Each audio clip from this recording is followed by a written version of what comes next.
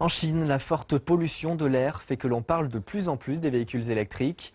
Selon le ministère chinois des Transports, les gaz d'échappement génèrent 31% de la pollution de l'air. C'est pourquoi le gouvernement vient d'annoncer qu'il allait récompenser les villes qui atteindraient les objectifs de vente de véhicules électriques. Zhu Yujie a acheté sa seconde voiture en octobre dernier. Il s'agit d'un véhicule hybride du constructeur chinois BYD. La voiture peut rouler 80 km sans essence. Chaque jour de la semaine, Zhu Yujie fait 20 km pour aller travailler, mais sa voiture a rechargé dans un parking souterrain et la récupère après le travail pour rentrer chez lui.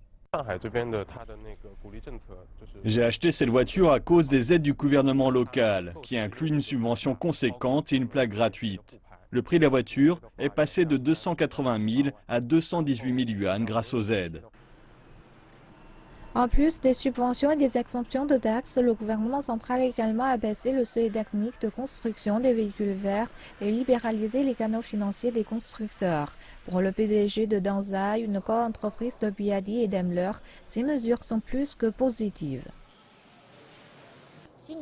L'expansion du marché des voitures électriques en Chine a aidé à améliorer les techniques de fabrication des principaux composants ainsi que du véhicule dans son ensemble. De nombreux constructeurs automobiles ont lancé des véhicules dotés d'une large autonomie. Ceci signifie que les technologies de stockage se sont améliorées et le gouvernement encourage la montée en gamme de tout le secteur.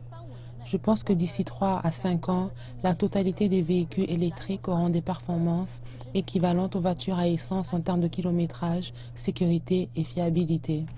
En attendant, l'autonomie reste le principal souci des détenteurs et acheteurs potentiels des véhicules électriques en Chine.